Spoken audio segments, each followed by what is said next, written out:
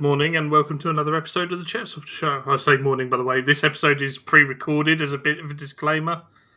Just to have that going on. So, Afternoon. yes, it's afternoon for Max. So we've got Max from Redwolf joining us this week on the Airsoft Show. Finally, after we were just discussing earlier, it's about three years of discussion with yourself about this episode happening. 5 years since Mark came on, who has since moved on and now works for Laylax, doesn't he? Yes, he does. Yes. So still very much in the industry, Mm-hmm. just in a different role. So welcome. Thank you for your time today. We've had to pre-record this episode just because of the time differences. Basically, we sort of discussed it, and it's not really sort of going to be beneficial going live at 8 o'clock in the morning when the majority of the audience are on their way to work and that. So still need some coffee, before the start running. Yeah, and getting on the tube and not having any signal to interact. So Is Skype still a thing now? Yeah, it's okay. It's yeah. So we just decided to pre-record this. So we've had some questions sent in from people, which we'll come to a bit later. But we're not going to go through the usual sort of news segments and that. Unless you've got any news that you wish to share. News, our side of the news at least. Actually, the very day this episode's recorded, I think by the time it's launched, it's already selling. But today we just launched a new product, a slide set that we released on pre-order. It's my latest work in terms of the agency arms license. Well, we can share this if you're happy. Share them on the Redwolf website, redwolfairsoft.com. We'll get that plug in early. For these who put us in anymore, go to our online store at www.redwolfairsoft.com. Yeah, it's not like you've said that a million times, but these are the slide kits you've got. So you've got the black slide with the gold accents. You've got the black slide with the chrome. Silver, the raw stainless steel. Silver, and then you've got the full silver set. I say chrome because that's just what it looks like to me. But it'll be. It's fair. It's silver chrome, Mm-hmm. I mean, I was just saying before, I looked at these because this is for the. Is this for the X carry, the cross carry? It will fit X carry. It will fit M18 and M17, so everything it will fit. Cool. I mean, these look amazing. Like anyone who's looking like these, literally just look fire to me. Thank you. So that's all. I guess that's all the fittings and the attachment stuff. Yeah, there should be an installation guide filmed by yours truly.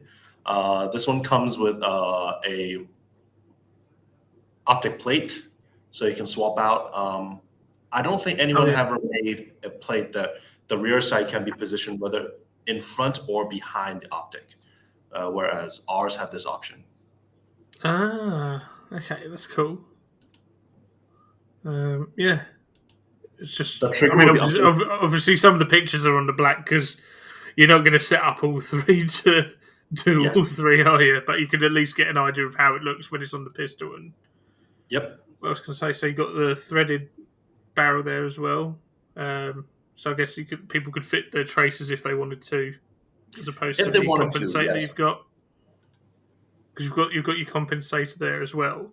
But there's that versatility for people there as well to transfer between the two. So I don't know what else I can say really. I think the product speaks for itself at the end of the day. Thank you. It's really just for looks. It's to improve the longevity, easier for manipulation with the serrations. And I did not cheap out on material. I use higher grade aluminum, not the highest, obviously, but because we have to keep the cost down. As you can see, this is nowhere a cheap product by any means, but it's truly a very faithful replica to what the real gun is. And it's also want to increase the longevity and make your 320 that much more snappier when you use it. So yeah, as you say, by the time this episode goes live as well, that will now be out because this is 2 days from the date of this recording, actually. I'll allow Redwolf to send me notifications as well. That keeps coming up, so I'll allow it. But yeah, I mean, you can sort of see the different colouring of them. It's always just the hidden little features as well. So I always look for these little features on products as well. We had it a few years ago where with the cadet rifle for the cadet forces in the UK. And we when we first got them, it was a game of spot the HK logos on a rifle that was given to HK to sort out. See how many times you can find it. But yeah, HK logos. Just my HK logos. Yeah, just the HK logo because it was on like the you'd find it in random places like on the gas plug and things like that. Actually, that is also the case for our AEG. The Battle Arms. Yeah, I think I counted 11 or 12 Battle Arms logo on our AEG. It's just hiding little details like that just for people to find little Easter eggs. Yep. Yeah. These are going to be going live. Obviously, prices is what it is. You're paying for the quality of the product at the end of the day. You know, if you want to get a decent looking pistol upgrade on the externals, you're going to pay the price for it. Yeah, I mean, like, because you also improve. It also comes with a trigger. Your trigger is no longer just a stock one. It's also an upgrade to a Glock style safety. You get a CNC guide rod. The longevity actually has been improved because the overall material is lighter now. It's aluminum, whereas the barrel is stainless steel. So it's gonna make your gun last that much longer. You also have the option to now swap out plates, all three of them.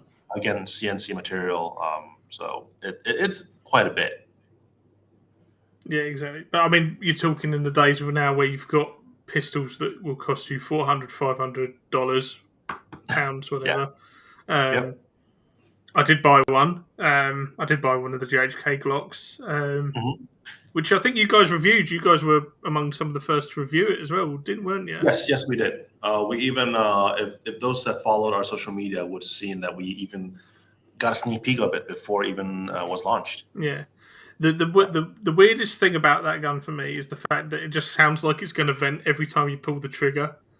It's just got that little pop sound. Yes.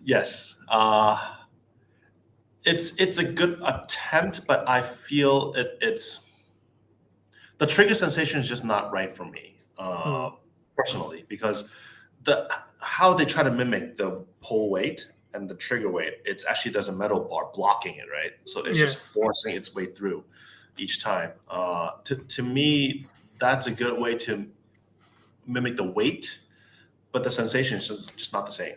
Yeah, it's But I mean, it's just little things as well that I've heard since I've had it as well. Like, by all accounts, they have some air trapped in the magazines that you have to flush through with gas to release it.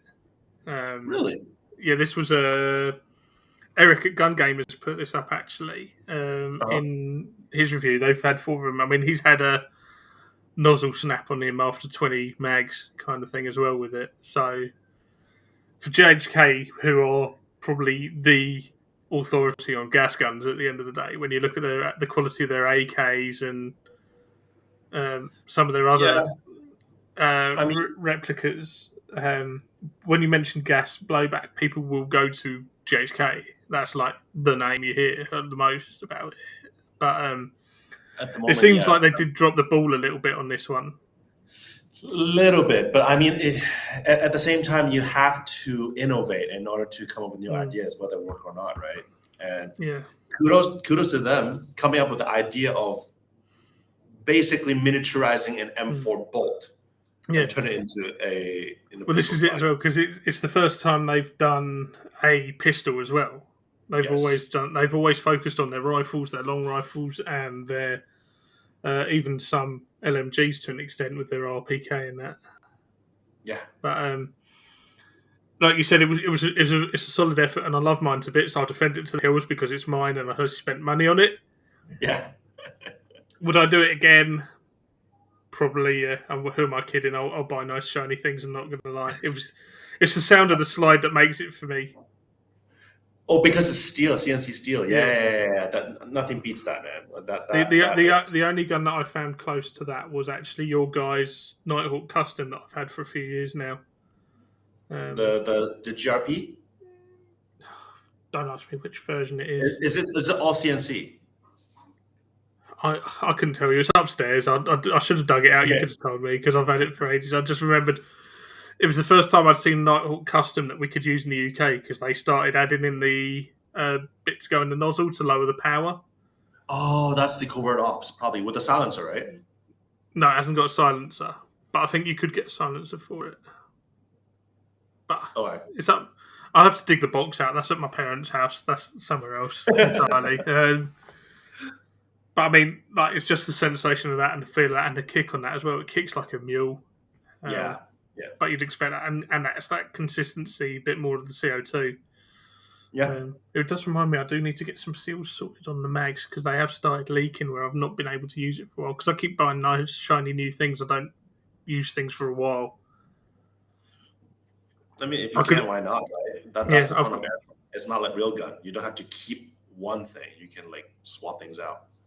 No, exactly. It's like I said, people don't keep just one thing with real guns a lot of the time.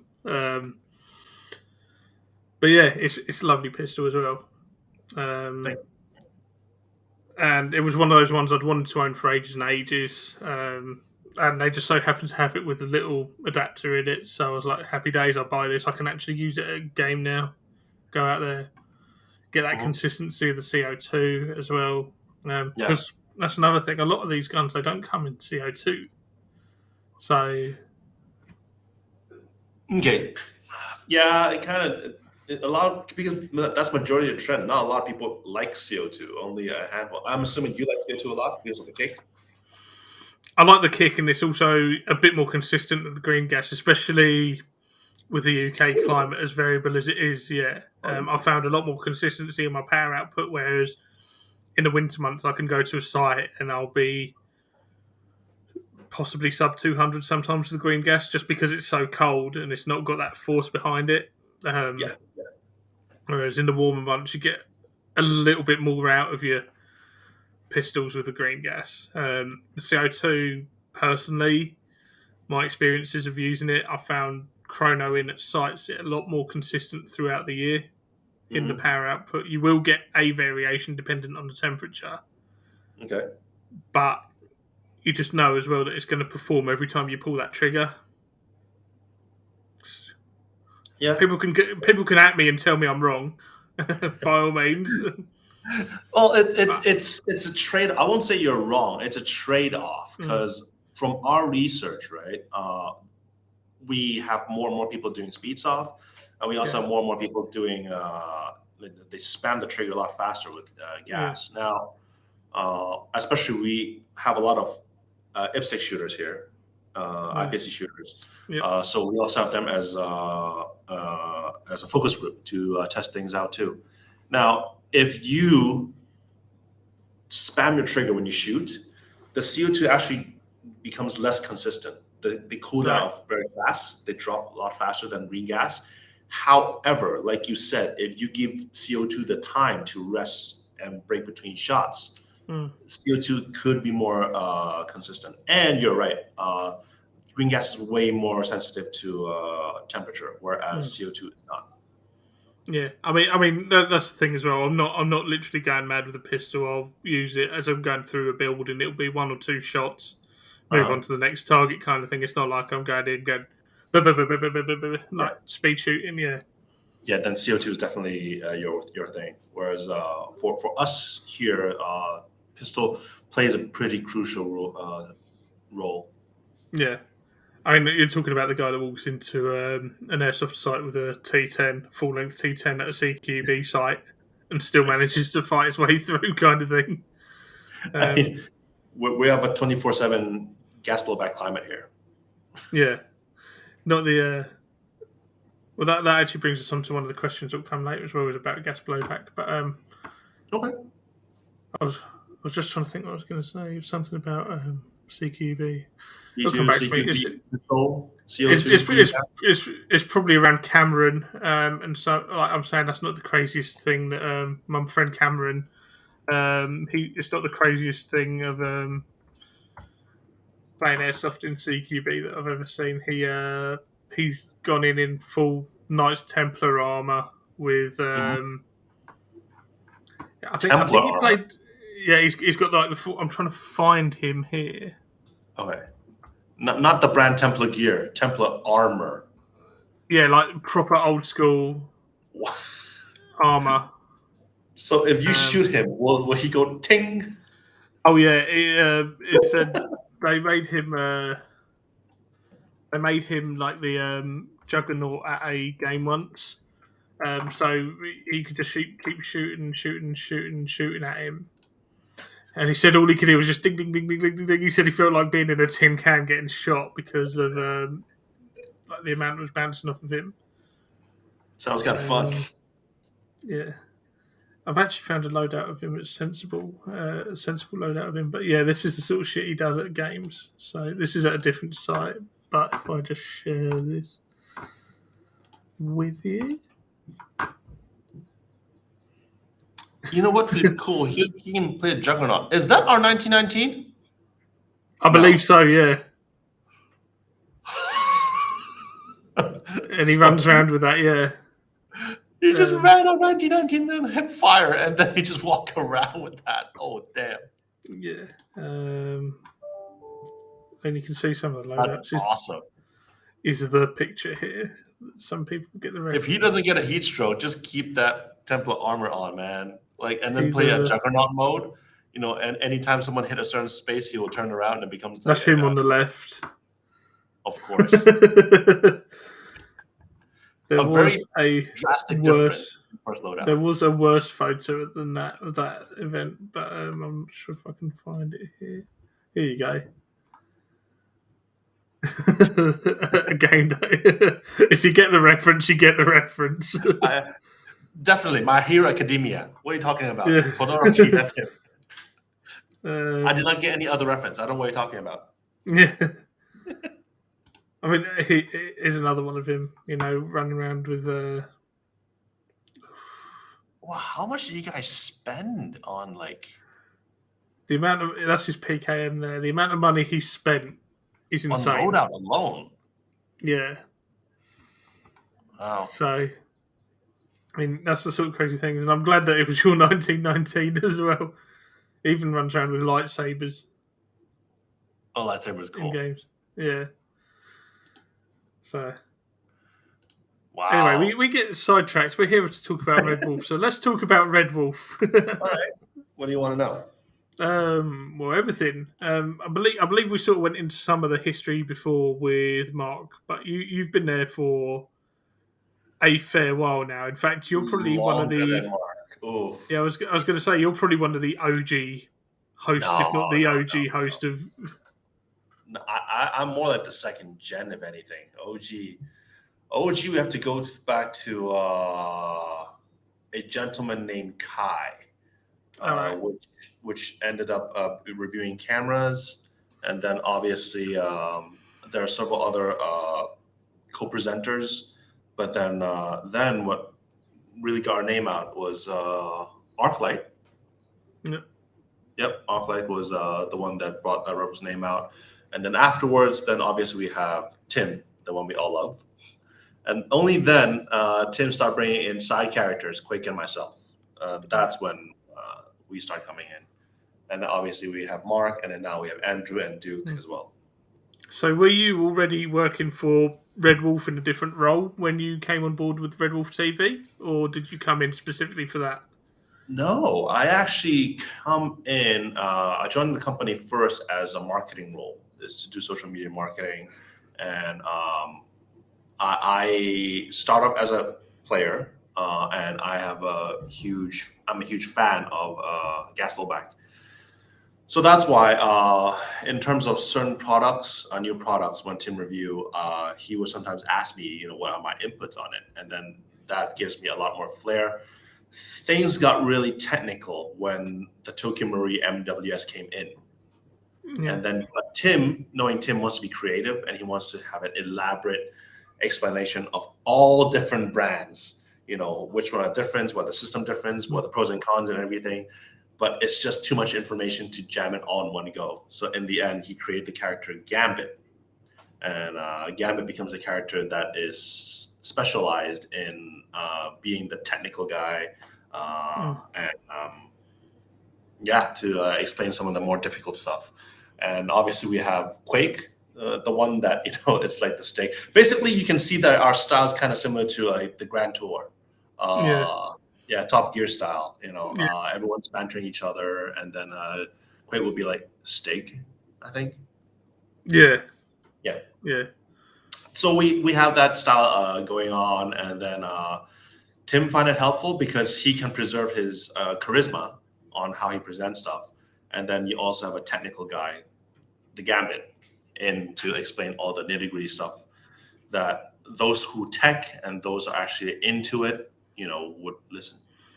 Yeah, so you've got sort of like the customer side, for want of a better term, for your everyday user, how the gun is, how it performs, and then they come to yourself and you go into the nitty-gritty for those that want to start pulling things apart and looking at how it works and that. So it's always worked really well. The difference between the two, and I've noticed you've more and more started doing some of the reviews as well over the years, as well as the technical stuff as well. I tried help. So we have a short we call Gambit's Guide, and that's really it's catered to either tech or people that are just on the edge of buying the product or not, but they still want to know the internal system. Or even actually a lot of people that watch it are either wholesale customers or aftermarket custom shops. So they'll use sometimes that video as a reference saying that, okay, I think this part's going to be a weak part. We either buy more spare parts or we make our own to assist this system. Yeah. Do you find then that digging into more of the technical side, when you do the shows such as IWA and SHOT Show, amongst others, do you guys do MOA as well? MOA we attend. SHOT Show, actually, we just had our last one. In the future, we'll be attending SHOT Show. We won't be exhibiting just because we have a lot of partners there now. So we might as well just have our products at our partners' booth. And we just attend there and be present there. Yeah. So when you do these shows then, do you find that having that technical knowledge is a bit more helpful when trying to sell products to these customers? So, for example, to your retailers, to your wholesalers? For me, absolutely. So my role right now in Redwolf /RWA is I'm the product manager now. So I develop products for the line. Now, last year at IWA, we actually attended the show. I was the main presenter. For me, having the knowledge and the background really helped. Because sometimes there are certain technical stuff, like there are custom shops that will stock our products, but then they're worried about compatibility issues, whether parts is easy to source and whatnot. Sometimes these technical questions could require some time for our sales team to answer right off the bat. Whereas I can actually just answer right off the bat because I designed the product. So that and then you've got that knowledge there as well, so someone can turn to you and go, "Oh, Gambit will be able to help you. So if you just wait till he's free, and then we can go through this with you as well." So you're there on hand rather than having to sort of quickly message you at sort of 2:00 in the morning your time, going, "Help! What's this?" Yes, pretty much. So during the trade show at IWA, I find that very helpful because when the sales team is trying to pitch them certain products, they have their concerns, and then as soon as there's the concern raised, they just pull, "Oh, he's the guy that designed it. Let him explain to you furthermore." And then when I address all the concerns right off the bat immediately, and then he just went, "Okay, yeah, sure, I understand the mentality now. Yeah, okay." Or sometimes there could just be, I guess, influencers or other media outlet. They have certain harder questions to answer. Usually, it's harder, but because Tim and I and Mark and myself also, we've been a lot of trade shows already. So these are questions that we're more equipped to answer. So I was able to answer those too. Yeah. Yeah, you're going to get the standard sort of like questions from people such as, just off the top of my head to name, but a few Airsoft Action, off of influencers such as Kelly and the like as well. They're going to have their sort of almost a set list of things that they're going to ask, so you're at least prepared for it as well. Yeah, while we're talking about, because they want to cover everything, but then they also have to make sure their content are unique. Not exactly the same as just regurgitating what everyone says. It's not repeating the same thing over and over, so you get 20 reviews that are exactly the same.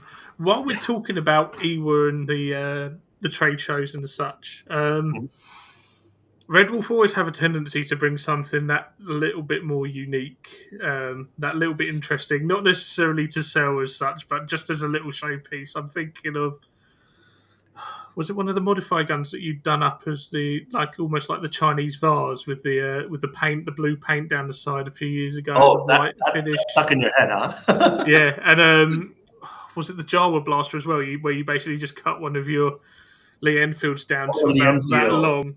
Yes, the Jawa blaster. That's also awesome. Actually, because every time on trade show we try to do something unique, because it's not a show. That's something that's unique and special. And that particular year, I'm also good friends with a shop called Shoguns, which is a local shop here in Hong Kong that just likes to do crazy things. Something out of norm, sometimes something unique. So, and I was talking to him and saying like, "Yo, your brand hasn't really been seen globally. Why don't you do something for us? And we can also push your brand." And he's like, "Yeah, sure. You got anything in mind?" And then I looked at some of the stuff that he made. One of them is the porcelain gun. He did a V10. It's a very short 1911. I'm like, why don't you try and make that, but put it on a KG9 instead? So he did that up, and it looked insane.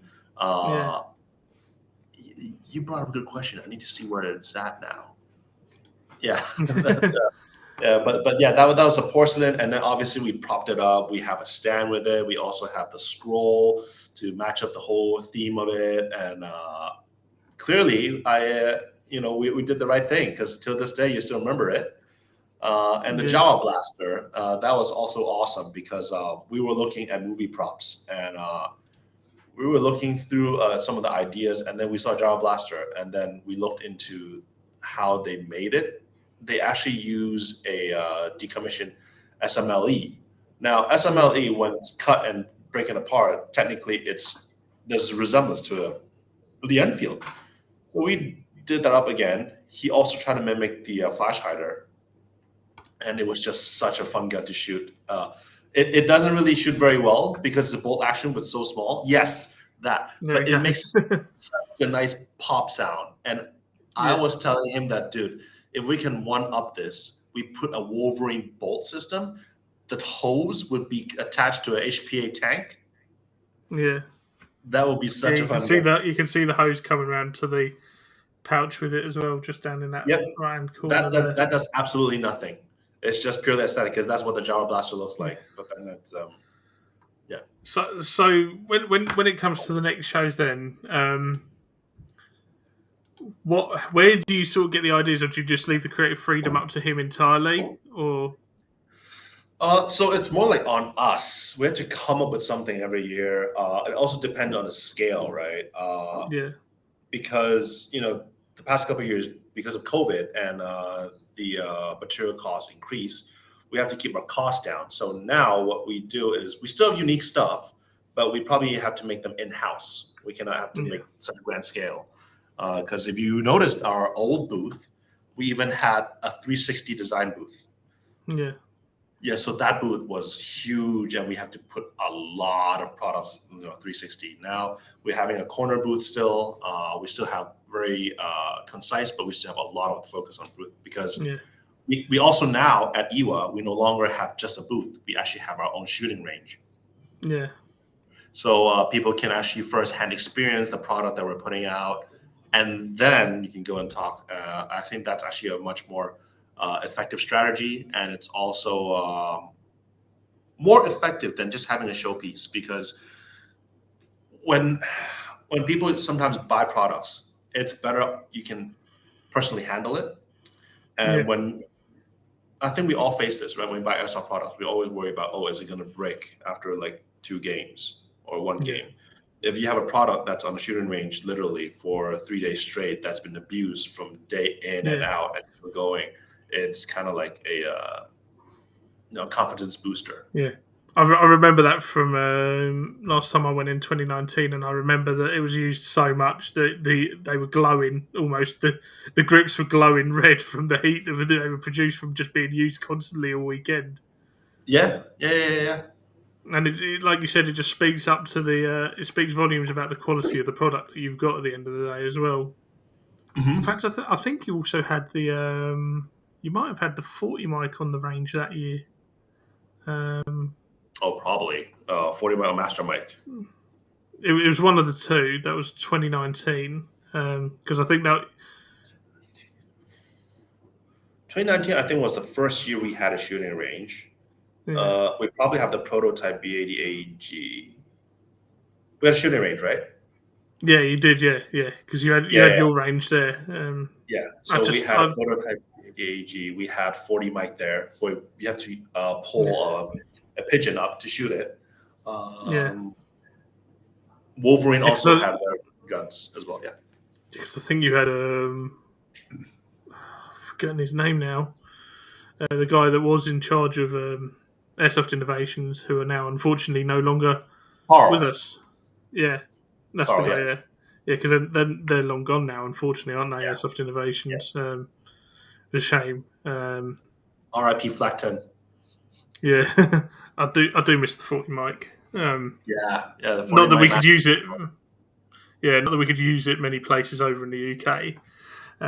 It got almost instantaneously banned from almost every Airsoft site.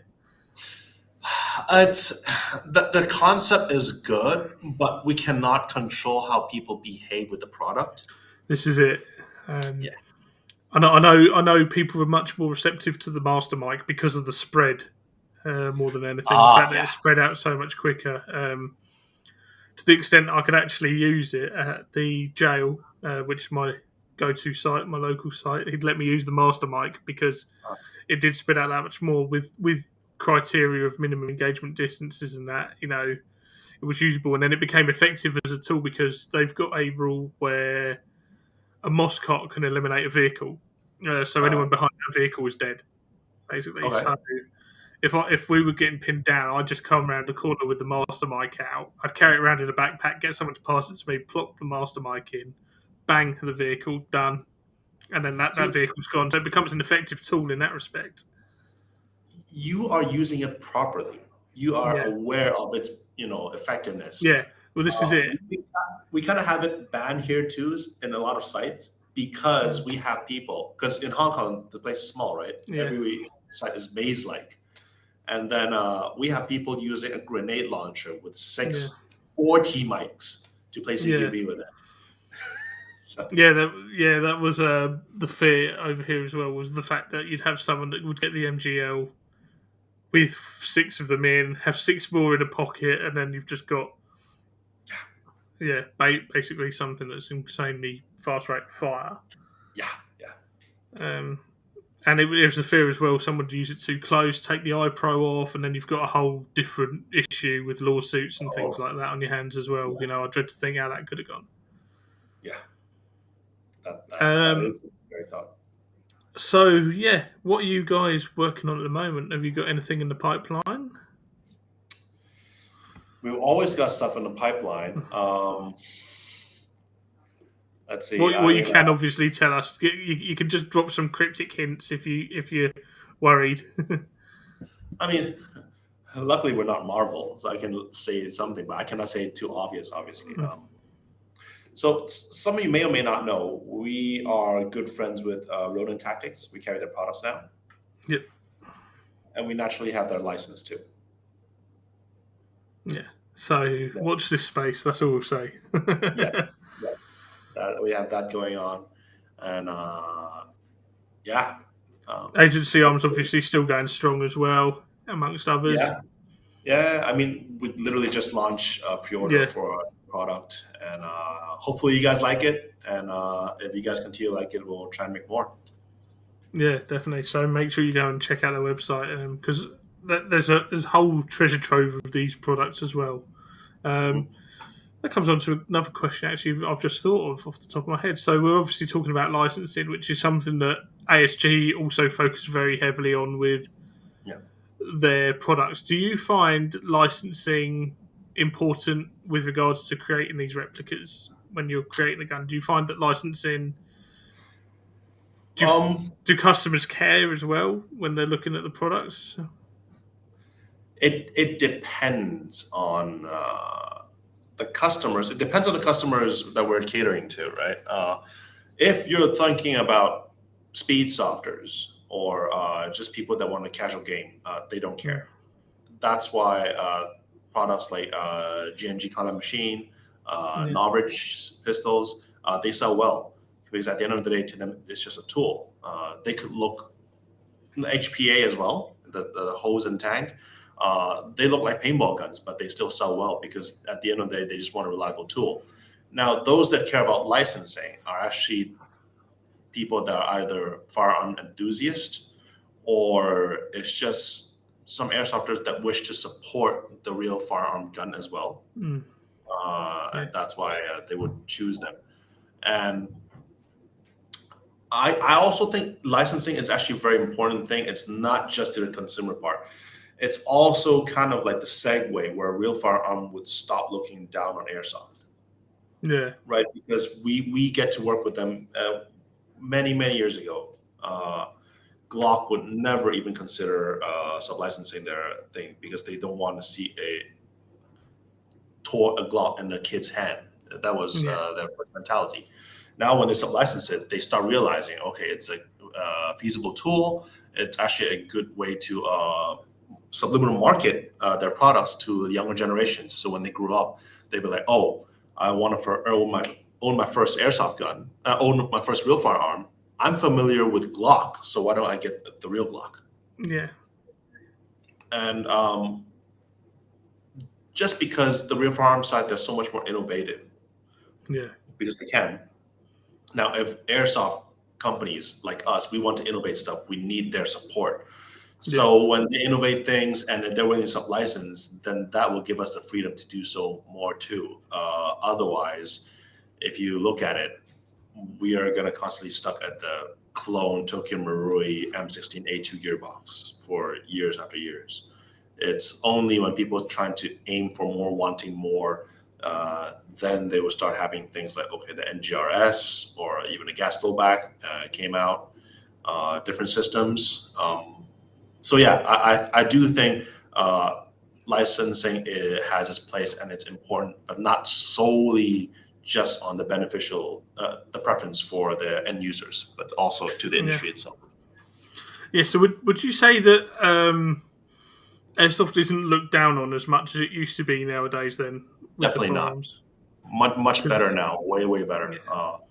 Yes. Since I remember when Tim was still presenter before I joined the company, airsoft was still kind of looked down upon. Now, God bless Agency Arms. They were very supportive from day one. And they also got big, and then they start spreading our name to other firearms company too. And then they start giving us a chance. We get to show them, and then they start realizing it's a very good force and force alternative compared to the actual UTMs that they use.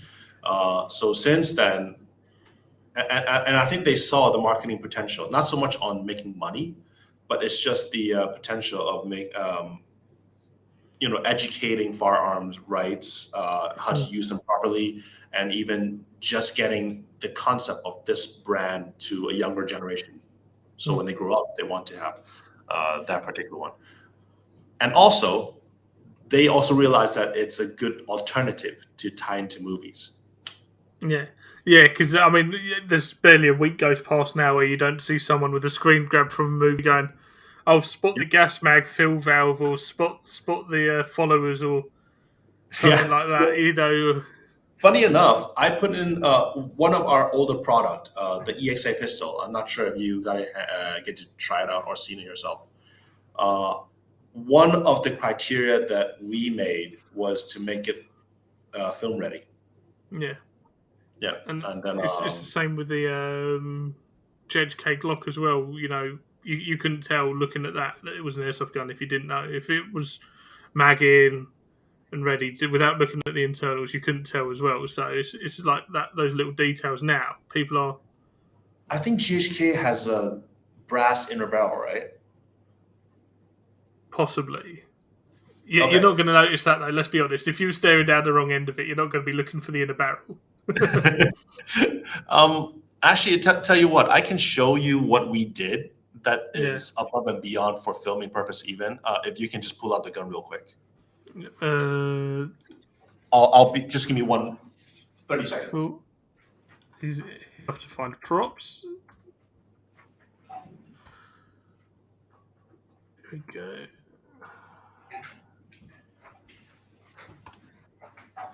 And I'm back. Cool. I've got the Agency Arms EXA GBB pistol. Yep.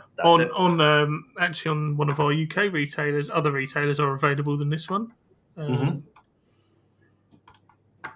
So I was just looking at this front end in particular. So yeah, like you were saying, you can see that you can't see the inner barrel. It seems like you brought this. I did 3 things to make it more filming friendly. So first of all, the gun is cleared, so nothing's inside. I'll point out the barrel. If you look down, you see there's nothing inside. That's because... Let's just zoom in on you as well. I'm just going to stop sharing the screen a sec. Sure. Sorry, I've just realised you're really small, so if we zoom in on you to make it a bit more obvious. So you still cannot see it even when I bring it down. That's because I chose a black color inner barrel. So now you see it right there. So that way, if the actor themselves, they don't know what they're doing, but they still point the gun at the camera, it will not flash. It's an airsoft gun right away. Yeah. Now, the base plate, we have a filled one. So just they don't have a fill valve. Yeah. Last but not least, we work with, I can openly tell you that we work with VFC to develop this product. So, because one of the criteria from Agency Arms is they want the gun to be self-serviceable. Now, the only globally available Glock is VFCs. Yeah. So we work with them. We told them what we want. So I do personally believe this is a more reliable system than the UMass Glocks. So anyways, we work with them to have a loading nozzle. So if you pull back, it looks kind of like a dummy bullet. Yeah. If you take the time and use a golden marker and mark it, this is what it looks like. Yeah. So you can even have scenes where the hero doing a press check and it actually looks like there's a round inside. Yeah. So it's a great airsoft gun. It's force on force ready. And it's also movie ready. Yeah, I'm gonna have to look at one of these now. Why are you sending me things? I love this product, to be honest, and it's only like 150 pounds. Yeah, that's the thing. Like you can get really good looking replica pistols and rifles, to be fair, but pistols as well, mostly for a decent price point. You don't have to spend that 400, 500 on a GHK. Exactly. I mean, like GHK still has its place. The material made a lot more high end. This is still a die cast material. It's a good gun it's a good cheap gun. But this is another perfect example of thanks to having licensing, we're able to produce like these. You know, you don't have to spend extra money to modify the slide for extra serrations, fiber front, blacked out rear. You don't need to buy another frame to have a better ergonomic. You know, a mag well as well. This all comes prepackaged. And it's at the end of the day, it's going to save film companies a lot of money with blanks, with they don't need to armory thing as well on standby. Yeah, exactly. And then you don't have any incidents such as what happened fairly recently in the news with Airsoft. Because at the end of the day as well, I mean, you can even get the little adapters that will go in the mags that will keep firing like the real thing as well now, can't you? More and more. I don't know if you have that as well. I just put a piece of paper inside to jam the follower. And jam the follower down, yeah. There's all these options though. But it's nice to see more and more licensed products coming out because, especially like you said, for that die-hard firearms collector, I wouldn't say that I'm one, but I also like to own things that look like things that I've shot in real life. Yeah. And there's more options now than just going for a Tokyo Marui. Yeah, absolutely. And then I mean, Tokyo Marui can only mimic so much. They have their limitations too. Yeah, exactly. So it's always nice to have that licensed product in your hands if that is your jam. People will go for, is it the SSG one, the Speedsoft gun? People will go for that if that's their jam. The G&G one, the with the angled stock, yeah, stock. That weird thing that I just could never get my head around, where the trigger's about the size of your hand. I think also the trigger was like a paintball trigger, or what do you call it? The giant binary? No, not binary. No, not binary. No. Yeah, it was like the size of your hand, wasn't it? It was really bizarre, like the shape and the size of it. So yeah, moving on. Before we move on to the questions, what have you guys got lined up in the future? Just trade shows, carry on plugging away, doing what you're doing, and yeah, for now, pretty much. I mean, like business as usual. We got much coming up on the channel. Channel wise, I think that's more of Andrew and Duke at the moment, not so much on me. But I mean, we'll see. The most interesting thing recently is the development of the Saiga 12 from the gas back shotgun. I think that's a good platform to explore because I mean, there's not a lot that's happening. Perhaps that can be, maybe we'll look into that too and see what can RWA side do and what the industry will bring us. Yeah. Cool. Okay, so we'll move on to some of the viewer questions that I asked people to get in. So a few guys got in touch. I've just picked a few of them out. GT_04.pest_82 on Instagram. There's a mouthful. Try saying that 5 times really fast when you're drunk. One of my teammates, actually, funny enough, he's asked, what is your favourite GBB rifle and pistol? Because one thing we were discussing before we came on air was like, you're very much in the climate for gas blowback as well. Mm-hmm. I think we even discussed it briefly in here as well. You've got more of a gas blowback climate than we do. Yes, definitely over here. Oh, let's see.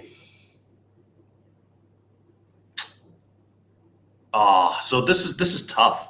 So if you asked me a couple years back, I would still say it's the Tokyo Marui G series system, because that is where my roots was. My first product that I developed, the slide set was made for that, and even to this day, I still run that slide set that I developed. But recently, my favorite gas pistol, I'm torn between the P320 M17,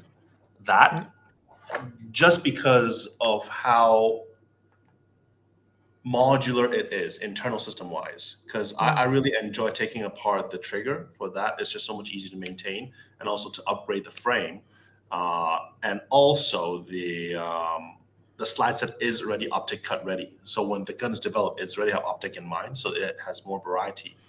I like that a lot, but I also like this one a lot, because first of all, I developed it bias. guilty as charged. But also, it's just on my rotary pistol. Even no matter how you fine tune it, you always worry that, oh, what if I run it too hard? Will I break something? Will something snap? This, from all the testing that I've done, if I ever go overseas or do go somewhere to play airsoft and I need to buy a gun out of the box and just run it, I'm happy with this. In fact, I think if I'm getting my next pistol, it's going to be this. So that's why I think my pistol choice right now, it's between this one and the M17 with the flight set that I just released. Cool. You've actually just given me a follow-up question, which we'll come to later, which follows up to the licensing topic we were just discussing, but I'll come back to that one in a minute. We'll finish the viewer questions first. Okay. Stipworn asked, where is your favourite place to play airsoft and why? Have you played internationally? Yes, I have. I've played in US and I've played in Hong Kong. Sadly, only these two places for now. When you're in the UK, give us a shout and we'll organise something. We'll arrange a game one day. That would be awesome. That'd be great.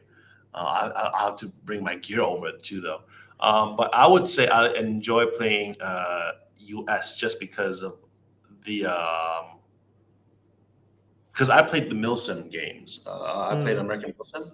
Now the amount of equipment we can use and the difference in strategy using comms and whatnot, to me, it's a lot more. It relies more on that, so it gives you a lot more experience that throughout the game than just regular team deathmatch per se. Now, having said that, I am not used to going from buildings to buildings and clearing because in Hong Kong, where I'm at now, there are a lot of maps, but it's just all like maze-like. So I remember back then my previous coworker, Rob, who was in Rev USA, I think now he's in Vulcan. His way of describing me is when I'm indoor, Max knows what he's doing. But as soon as I'm out of the building, I look like a lost monkey. Because I'm not used to sniper in the bush overlooking the buildings and whatnot. So I'm only used to looking inside corners and what. So once I'm inside the building, I'm able to even assist on other teammates how to clear corners, breaching room, whatnot. It's okay. But as soon as I'm outside, I'm kind of like not used to it. But it's a great experience. And also I did not know that chain cutters can be used as a prop as well. And I was like, dang. Oh yeah, and we do have pyrotechnics. That was really fun. Yeah. I was going. So is pyrotechnics just banned in Hong Kong then? Yes. No enola gay, no thermites, nothing. Oof. I can't imagine clearing a building without pyro. Yeah, I carry 3 reusables on multi-shots, so when I'm in the building, I can just bang, bang, bang into doors if I need to. Alex Hillary asked, how many female airsofters are there in Hong Kong? Is there a large team? So Alex is one of the co-founders of the UK Airsoft Ladies Airsoft group over here. So team, Alex, don't at me if I got that wrong. Just message me.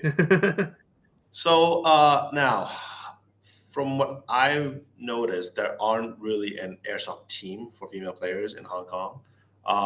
Is there a lot of airsoft female players? No, unfortunately not. There are some, but I will say this though, because Speedsoft is getting more and more popular here, there are starting to have more female players. Because I think back then, the tactical Milsim side, they rely too heavily on,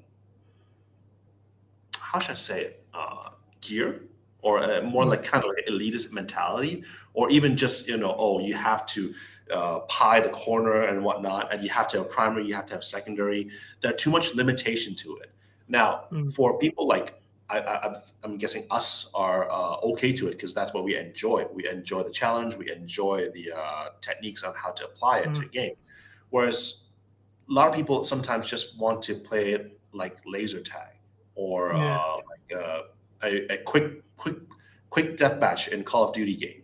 So the moment you apply all these extra rules, extra barrier, it becomes hard for them to play. But recently, because Speedsoft becoming a thing, they can literally just wear a Hawaiian shirt with a belt with a high kappa and then with a dye mask, and they can just run around. And that makes the entry barrier that much lower. So that's why I noticed that there's more female player recently in Hong Kong. Still not a lot. There isn't even a group yet, but there's a little bit more than before. Just to clarify as well, that's the Hong Kong experience that Max is speaking for there. It's a very different community to ours from the sounds of it. Because I could tell you back when I started 9 years ago now, it'd be once in a blue moon you saw a woman at Airsoft. And if they did, it was pathetic to watch because you'd get the thirsty boys literally just descend on them. Now, it's more and more the norm here. There's so many females coming into the sport now, getting involved, and it's great to see at the end of the day. So it's very, very good to watch. Absolutely. Final question from Benjamin Hewitt on Facebook. What is your biggest pro and con for airsofting? Pro and con for airsofting, like attending an airsoft game? Just we could break it down into airsoft with games and then just in general in airsoft. So my comment on it. So for game, pros and cons. Well, pros, there's a lot. It's fun. I get to meet people. It's hang out with friends. Cons, it depends. If you go in outdoor field, I would say the mosquitoes and fire ants. Those are not fun. Let's see. Heat stroke is not fun. Other than that, there isn't that much con.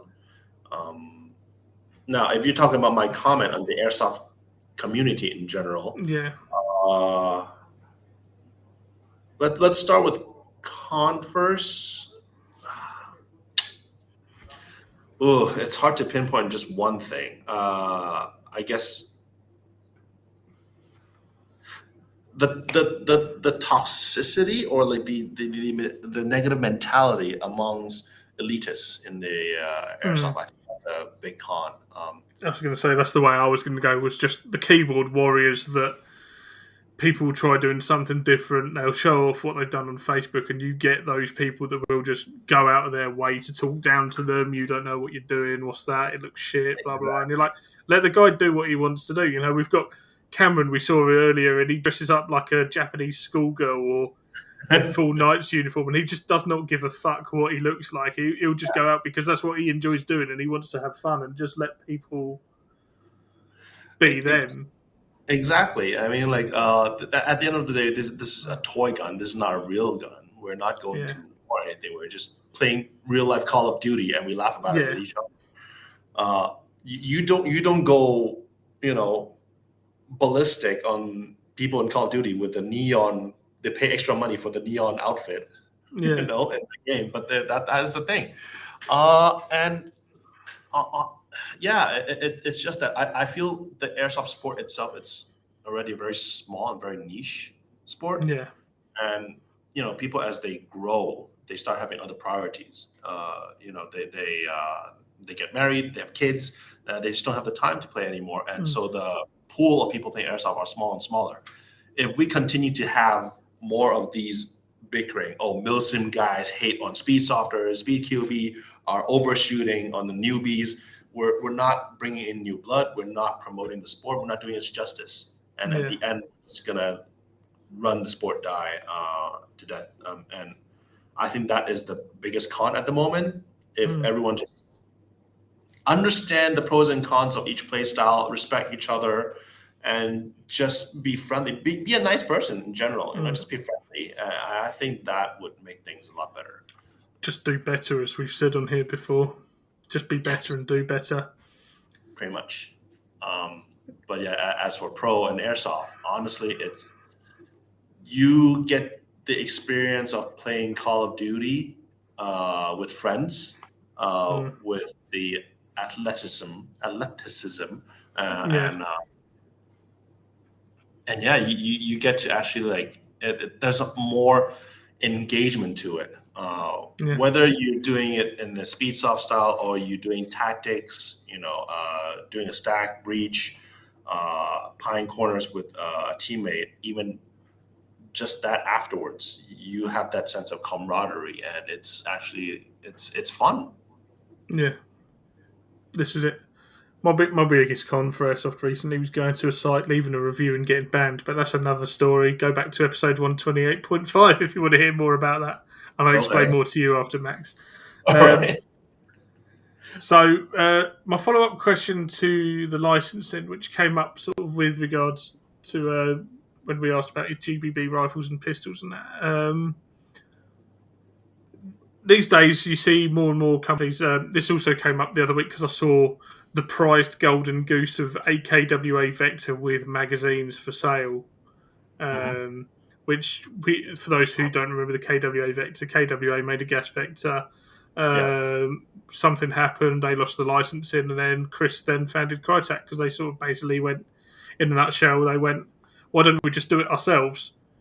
And since then, you've had more real steel companies. So SIG have got SIG Air now, and even Rossi, who are a lesser known company in the firearms industry, have just released a L119A2 version for.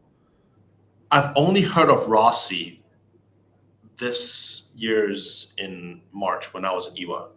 Yeah. Before then, they weren't a name you ever knew, but they've come out of the blue with an Airsoft replica, and it's an L119 that is more affordable and more accessible for players that want to go for that style of gun and don't worry too much about having all the licensing as such on that, because Rossi don't make the real L119A2. But what do you think with more and more companies starting to found these in-house routes for their replicas? Do you fear for the future of some of these companies that rely on the licensing that companies will? So, for example, with yourselves, if, say, for example, Agency Arms sort of said, let's just do it ourselves. Not exactly, to be fair. Now, for example, for us, the RWA line, licensing projects is just one thing. We do wholesale as actually our bread and butter.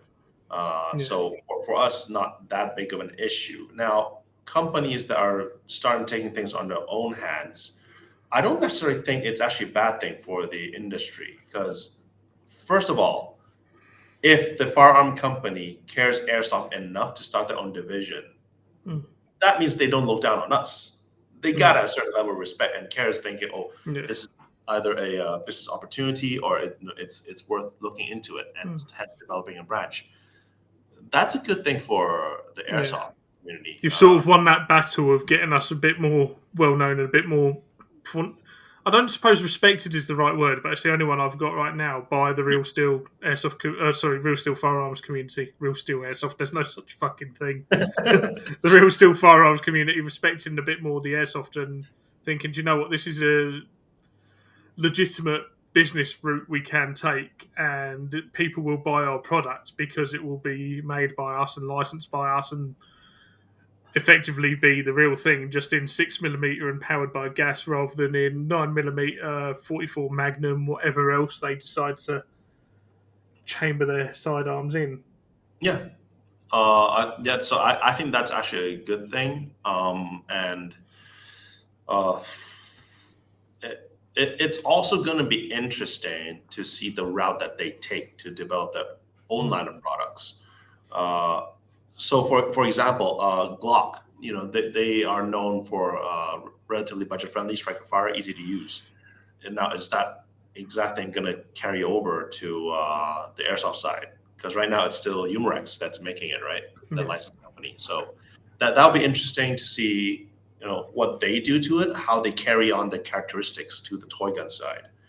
And as you can see, Crytek, they're doing very well. because they take things to their own hand, us end users get to benefit the Crytek brand. It's a great product. It's reliable. It's one of the top high-end AEGs to start with right now, I would say, in the market. So having their own branch is not exactly a bad thing. I think, if anything, it's better for us end users. But there are still limitations that will not drive us away. So, for example, some of you guys know we have the Nighthawk custom license. We have the agency arms license. Now, let's say if the Real Firearm guys want to make an Airsoft Agent 2, who's the one making it? I guess, you've already got that experience. They know your product, Yeah. So there'll be collaborations that I think it will be. We're still able to work for the airsoft industry side, but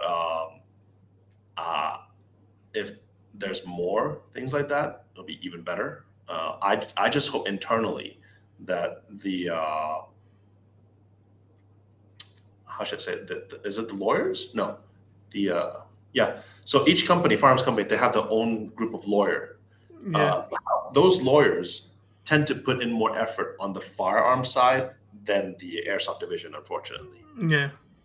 So I just hope that those guys can divide, equally on both sides, so that way we can actually accelerate on our development side and what us airsofters can benefit from.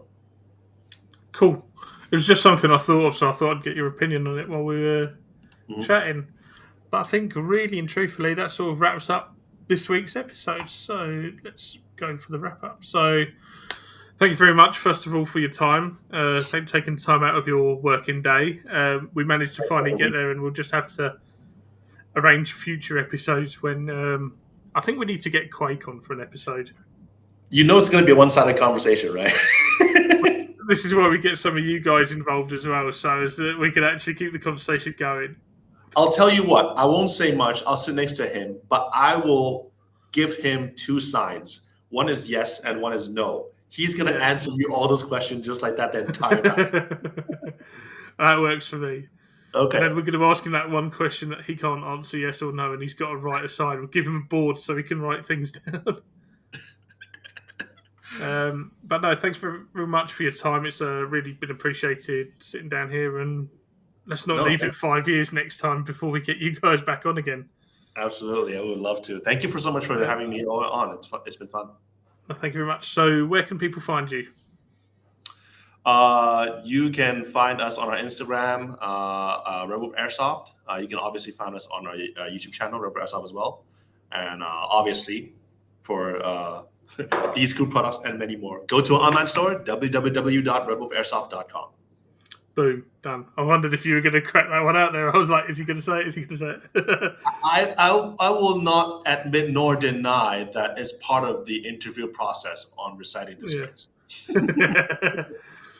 But that's it for this week. So thank you very much again. And that is it for this week, guys, now. So if you want to get in touch with the show, you can contact me, facebook.com/ChairSoftShow, Instagram @TheChairSoftShow. We're on airsoft.world now if you want to keep up with the blogs as well. And then, other than that, you can contact me, Andy, @theChairSofterShow.co.uk. Thank you very much for tuning in, and we'll see you guys next time on The Chairsofter Show. Take care of each other, and don't be a dick. Bye for now. Bye.